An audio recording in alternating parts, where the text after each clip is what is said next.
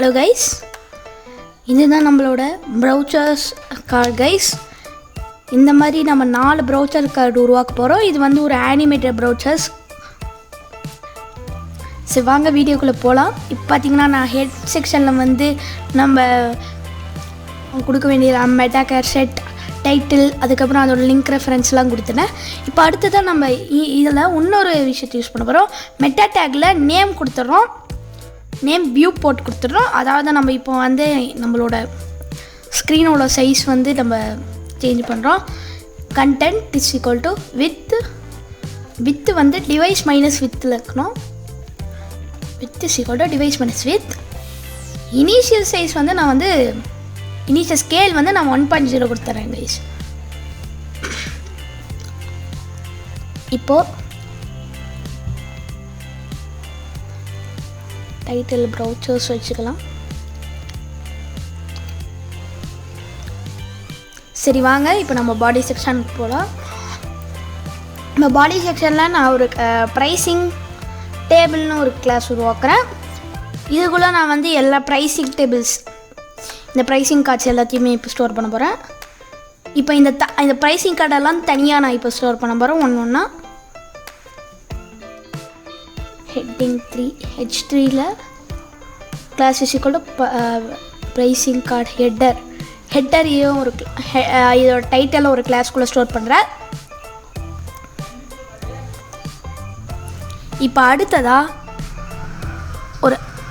இப்போ நான் வந்து இந்த டைட்டில் கார்ட்ஸ் எல்லாம் சில கம்ப்யூட்டர் கோர்சஸ்க்காக நான் இப்போ உருவாக்க போகிறேன் கைஸ். இப்போ பார்த்தீங்கன்னா இப்போ நான் ஜாவா J2E இதுக்கு இப்போ ஒரு ப்ரைஸிங் கார்டு அந்த கோர்ஸ்க்குள்ளே என்னென்னலாம் இருக்குமோ அதெல்லாம் இப்போ நான் வந்து இப்போ கொடுக்க போகிறேன். இதில் ப்ரைஸிங் கார்டு ஹெட்டர் அது ஒரு தனி கிளாஸ்க்குள்ளே ஸ்டோர் பண்ணிட்டு, அடுத்ததாக ப்ரைஸ்னு ஒரு கிளாஸ்க்குள்ளே நம்ம வந்து இந்த கோர்ஸோட ப்ரைஸ் இதை வந்து நம்ம ஸ்டோர் பண்ண போகிறோம். ருப்பீஸ் வந்து நம்ம சப்பில் கொடுத்துட்றோம். இப்போ ருப்பீஸ் 4500 கொடுத்துட்றேன். இப்போ அடுத்ததாக கோர்ஸ்க்குள்ளே என்ன இருக்குது அதெல்லாம் அந்த கண்டென்ட்லாம் நம்ம இப்போ கொடுக்கலாம்.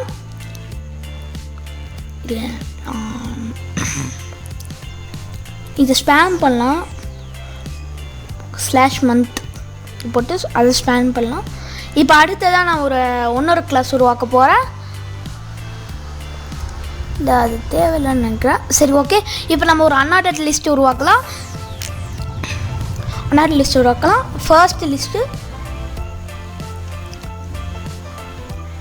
ஃபர்ஸ்ட் லைன் 1 வந்து ஸ்ட்ராங் கொடுத்துட்றேன். அடுத்ததாக வெப்சைட் நார்மலில் அதே மாதிரி அடுத்த பாயிண்ட் 20 GB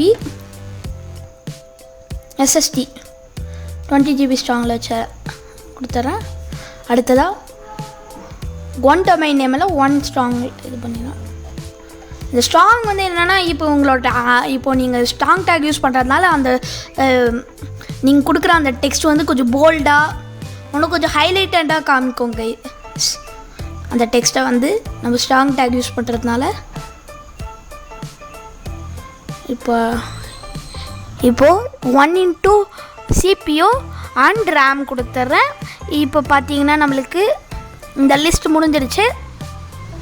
அதுக்கு அடுத்தது நம்ம UL அதாவது அன்ஆர்டர்ட் லிஸ்ட்டு வந்து டேக் க்ளோஸ் பண்ணிட்டு ஆங்கர் ஹைப்பர் ரெஃபரன்ஸ் வந்து கொடுத்தேன். அடுத்ததாக இதை வந்து அடுத்ததாக இன்னொரு கிளாஸ்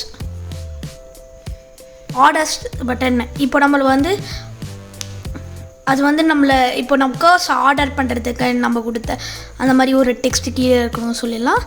இப்போ பார்த்திங்கன்னா நான் வந்து 5 கோர்சஸ் கொடுத்துங்கிறேன். இப்போ இதுக்கெல்லாம் கண்டென்ட் வந்து நான் சேஞ்ச் பண்ணுறேன் கைஸ். இதுக்குள்ளே இருக்க வேண்டிய கண்டென்ட்டு, டைட்டிலு, கோர்ஸுக்கான ப்ரைஸ் இதெல்லாம்.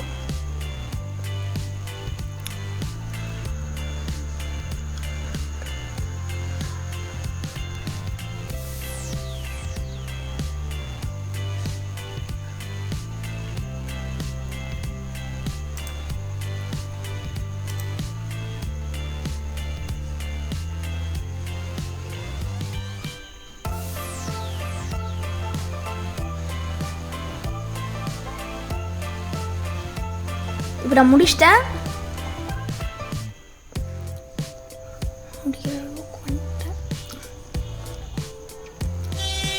இன்னும் சேஞ்ச் பண்ணியிருந்தாங்கிறேன் கண்டென்ட்டை.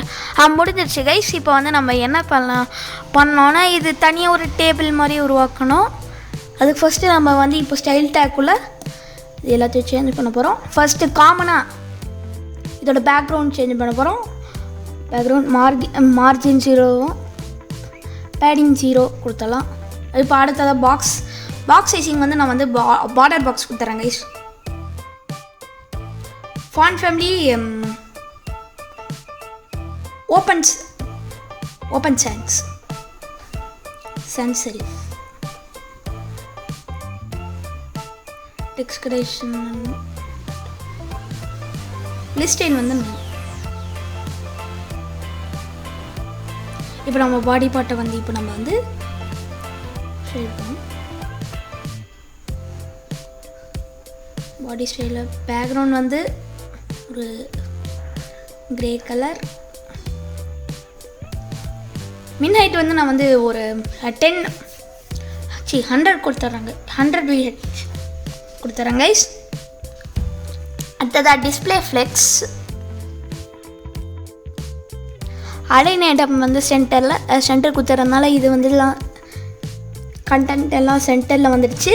இப்போ அடுத்ததாக ப்ரைஸிங் டேபிள். இப்போ இது எல்லாத்தையுமே நான் இப்போ வந்து ஃபார்மேட் போட போகிறேன். இது டிஸ்பிளே இதை வந்து ஃப்ளெக்ஸில் டிஸ்பிளே வந்து ஃப்ளெக்ஸ் கொடுத்துறேன். ஃப்ளெக்ஸ் ரேப் வந்து ரேப்பே கொடுத்துட்றாங்க கைஸ். அதுவே போதும்.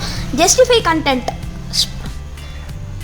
கண்டென்ட் வந்து ஸ்பேஸ் ஒன்று ஜஸ்டிஃபை பண்ண சொல்லிடுறோம். வித் மினிமம் ஒரு 1600 பிக்சல் 100% கொடுத்துடலாம்.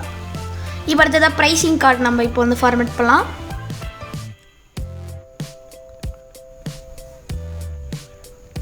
இப்போ வந்து இது தனியாக கோர்சஸ்க்கான டேபிளாக தனியாக இது நம்ம ஃபார்மேட் பண்ணோம். இது வந்து ஃப்ளெக்ஸ் அமௌண்ட் வந்து 1 மேக்ஸ் வித் 360 பிக்சலும் பேக்ரவுண்ட் கலர் வந்து நான் வந்து ஒயிட் கொடுத்துறேங்க. ஒயிட் எல்லோ கொடுத்துறேங்க. எல்லோ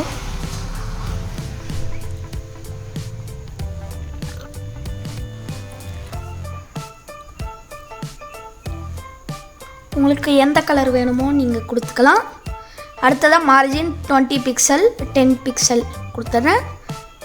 பார்த்திங்கன்னா டெக்ஸ்ட் வந்து சென்டரில் அலைன் பண்ண சொல்லிடுறேன். இப்போ பார்த்திங்கன்னா நம்மளுக்கு எல்லா கோர்ஸுமே அந்த ஒரு பாக்ஸுக்குள்ளே இதாக இருக்குது. கர்சர் பாயிண்டரும் அங்கே அந்த ஏரியாவில் அந்த பர்டிகுலர் பாக்ஸில் நம்ம இப்போ வந்து கர்சர் வைக்கும்போது அது பாயிண்டரில் இருக்கணும். ஓவர்ஃப்ளோ ஹிட்டனு கலர் உள்ள இருக்கிற டெக்ஸ்ட் கலர் வந்து பிளாக் கொடுத்துறேன் கைஸ்.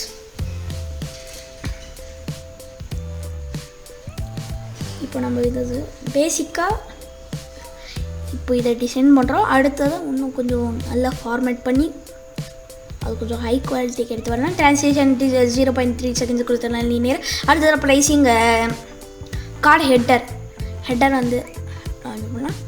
இப்போ இந்த ஹெட்டர் ஏரியா அதோட பேக்ரவுண்ட் வந்து நம்மளுக்கு லைக் பிளாக்கே கொடுத்துடலாம் கைஸ். அதாவது பேக்ரவுண்டில் இருக்கிற கலரே கொடுத்துடலாம் கைஸ். அதுக்கு செக்ஷனுக்கு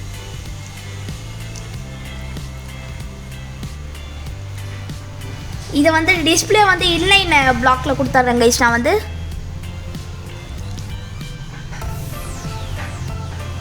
அது வந்து டெக்ஸ்ட் இருக்கிற ஏரியாக்குள்ளேயே இருக்கணும். எக்ஸ்டெண்ட் ஆக வேணாம். அடுத்ததாக உள்ள இருக்கிற டெக்ஸ்ட் கலர் ஒயிட்டில் கொடுத்துட்றேன்.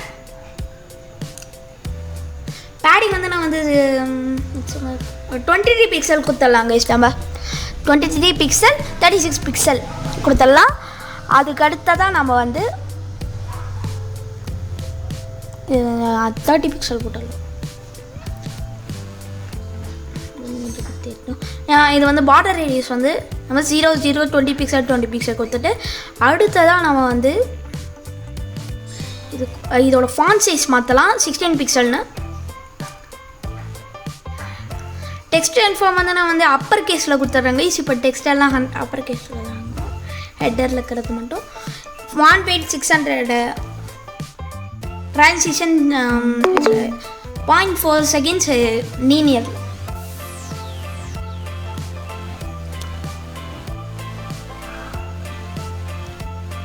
இப்போ நம்மளுக்கு வந்து இந்த கலர் இப்போ நம்ம ஒரு பாக்ஸுக்கு நம்ம இதே தரல டைட்டில் கொடுக்கல, அது கொடுத்துட்டு இப்போ நம்ம வந்து இந்த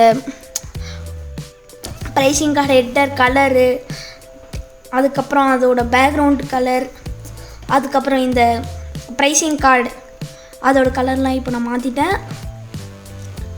இப்போ அடுத்ததாக இது வந்து நம்ம ஆனிமேட்டடாக உருவாக்குறதுக்கு point pricing card over pricing card over price. இப்போ நான் வந்து ப்ரைஸ் மேலே இப்போ நான் என் பாயிண்டர் வைக்கும்போது ப்ரைஸிங் கார்டில் இருக்கிற ப்ரைஸ் மேலே என் பாயிண்டர் வைக்கும்போது கலர் ஒயிட். இப்போ பார்த்தீங்கன்னா நான் டைட்டிலில் கை வைக்கும் போது அந்த கலர் வந்து ஒயிட் கலரில் மாறுது கைஸ், பேக்ரவுண்ட் அந்த கண்டென்ட்டோட இது. ஏன்னா இப்போ வந்து அது சரியாக இருக்காது, நான் பிளாக்கே கொடுத்துட்றேன். என்ன ஆனாலுமே இப்போ நான் டைட்டில் மேலே அந்த ஹெட்டர் செக்ஷன் மேலே கை வைக்கும் போது அது வந்து பிளாக்கில் தான் இருக்கும். இருந்தாலும் இப்போ நம்ம வந்து டைட்டில் இப்போ நம்ம வந்து இது எப்படி ஆனிமேட்டட் எடுக்கணும்னா டைட்டில் வந்து அப்படியே எக்ஸ்பேண்ட் ஆகணும் கைஸ், அதனால் அது வந்து கொஞ்சம் ஆனிமேட்டடாக தெரியும். இப்போ நம்ம இப்படி எக்ஸ்பேண்ட் பண்ணும்போது அந்த ஹெட்டர் செக்ஷன் அந்த எல்லோ கலர் வந்து அப்படியே நம்ம கண்டென்ட்டையும் மறைச்சிடும்ல, அதனால தான் நம்ம என்னன்னாலும் அந்த கண்டென்ட் கலர் வந்து பிளாக் கொடுத்துட்டேன்.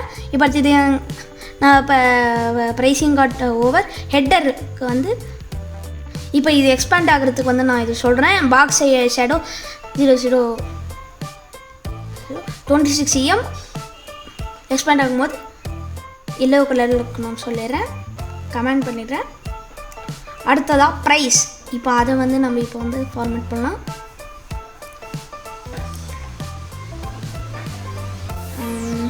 இதில் ஃபாண்ட் சைஸ் வந்து நான் வந்து 70 பிக்சல் கொடுத்துட்றேன். இது கொஞ்சம் லார்ஜாக தெரியட்டோங்க.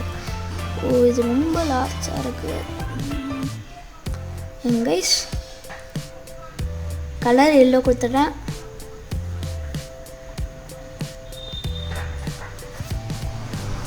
இப்போ அடுத்ததாக மார்ஜின் வந்து நான் வந்து 40 பிக்சல் 0 கொடுத்துட்றேன். அடுத்ததாக ட்ரான்சிஷன் 0.2 செகண்ட்ஸ் லீனியரில். இப்போ அடுத்ததாக நம்ம வந்து ப்ரைஸிங் சப் அதை வந்து dot pricing sub dot pricing span இப்போ அதை ஃபார்மேட் பண்ணணும். நம்மளுக்கு இந்த ப்ரைஸ் 2000 மட்டும்தான் அந்த சைஸ்லேயும் இதில் இருக்கணும். ஏன்னா இதெல்லாம் 22 பிக்சல்லையும் அதை அந்த ருப்பீஸ் அப்போ ஸ்பேம், அதாவது நம்ம ஸ்பேனில் ஸ்டோர் பண்ணி வச்சுக்கிற மந்த் அந்த எம்மோ, அதுக்கு அந்த ஃபாண்ட் சைஸ் வந்து நான் வந்து 22 pixel, padding 10 pixel 0, text and format upper கேஸில் கொடுத்துட்டேன் கைஸ். எங்கள் ப்ரைஸோட இது வந்து நம்ம 20 ப்ரைஸோட மார்ஜின் வந்து 40 பிக்சல் கொடுத்துட்டேன். ஃபாண்ட் சைஸ் 50 பிக்சல் இல்லை.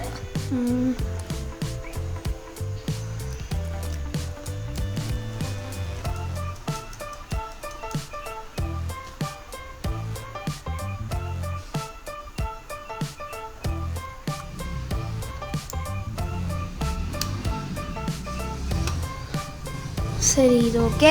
இப்போ அடுத்ததான் நம்ம ப்ரைஸிங் கார்டு லிஸ்ட்டு அதை வந்து இப்போ ஃபார்மேட் பண்ணலாம் கைஸ். அந்த லிஸ்ட்டு அந்த கண்டென்ட் வந்து அது அதோட font size 16 pixel, padding 10 pixel. பார்த்திங்கன்னா இது கொஞ்சம் ரொம்ப லார்ஜாக இருக்கிற மாதிரி தெரியுது. 0 கொடுத்தலனா கொஞ்சம் மினிமைஸ் ஆகிடுச்சு. டெக்ஸ்ட் டெக்கரேஷன் அப்பர் கேஸ், இப்போ இதில் இருக்கிற டெக்ஸ்ட் எல்லாம் அப்பர் கேஸில் இருக்கும். இப்போ இந்த ஆர்டர் பட்டனை வந்து இப்போ நம்ம வந்து ஃபார்மேட் பண்ணலாம் கைஸ். ஆர்டர் பட்டன் இதோட டிஸ்பிளே வந்து நம்ம வந்து எப்படி டிஸ்பிளே ஆகணும்னா இன்லைன் பிளாக்கில் டிஸ்பிளே ஆகணும். அடுத்ததாக கீழே இருக்கிற அந்த மார்ஜின் பாட்டமில் இருக்கிற மார்ஜின் 40 பிக்சல், டாப்பில் இருக்கிற மார்ஜின் வந்து 80 பிக்சல். அடுத்ததாக நம்ம வந்து இதோட பார்டர் கொடுத்துடலாம். இதுக்கு 2 பிக்சல் சாலிடில், அந்த பார்டர் எல்லோ கலரில்.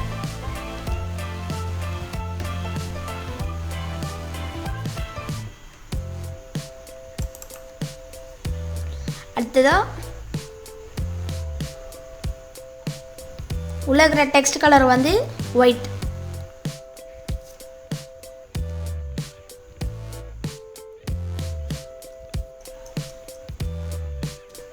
அதோட பேடிங் 10 பிக்சல் 40 பிக்சல் கொடுத்துட்டேன். இப்போ அடுத்தோட பார்டர் ரேடியஸ் வந்து நான் வந்து 8 பிக்சல் கொடுத்துட்றேன். டெக்ஸ்ட் ட்ரான்ஸ்ஃபார்ம் வந்து நான் வந்து அப்பர் கேஸில் கொடுத்துட்டேன் கைஸ்.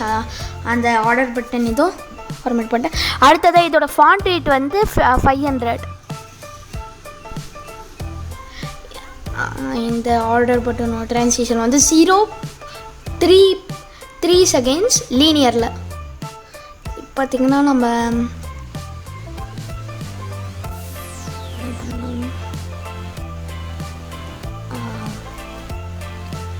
இங்கே வந்து இன்னும் சில விஷயம் பண்ணணும் ஆர்டர் பட்டனில். இதுக்கு வந்து டெக்ஸ்ட் டெக்கரேஷன் வந்து நன்னே கொடுத்துடலாம். சரி, இப்போ பார்த்திங்கன்னா நம்மளுக்கு இந்த ஆர்டர் பட்டன் மேலே கை வைக்கும் போது அது இதாகுது. இப்போ அடுத்ததாக இன்னொரு இது செய்யலாம். இப்போ நான் வந்து ஆர்டர் பட்டன் மேலே வந்து இப்போ நான் வந்து பாயிண்டர் வைக்கும்போது பின்னாடி இருக்கிற பேக்ரவுண்ட் அது வந்து எல்லோ கலரில் இருக்கணும். அதுக்கப்புறம்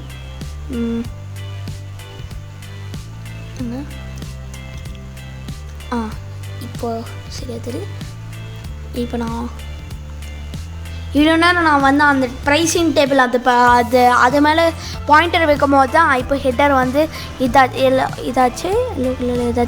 இப்போ வந்து ஆர்டர் அந்த ஏரியாவில் இப்போ நான் பாயிண்டர் வைக்கும் போது அது எக்ஸ்பேண்ட் ஆகுது. அடுத்ததாக உள்ளே இருக்கிற டெக்ஸ்ட் கலர் வந்து நான் வந்து பிளாக் கொடுத்துட்றேன். அடுத்ததாக அட் மீடியா ஸ்க்ரீன் இந்த ப்ராப்பர்ட்டி யூஸ் பண்ணி at media screen and max width வந்து ஒரு 1100 பிக்சல் கொடுத்துட்றேன்.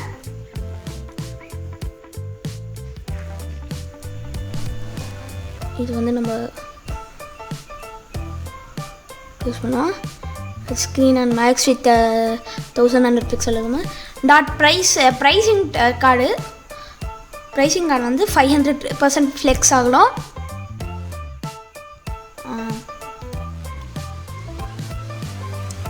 இந்த மாதிரி தான் கைஸ்.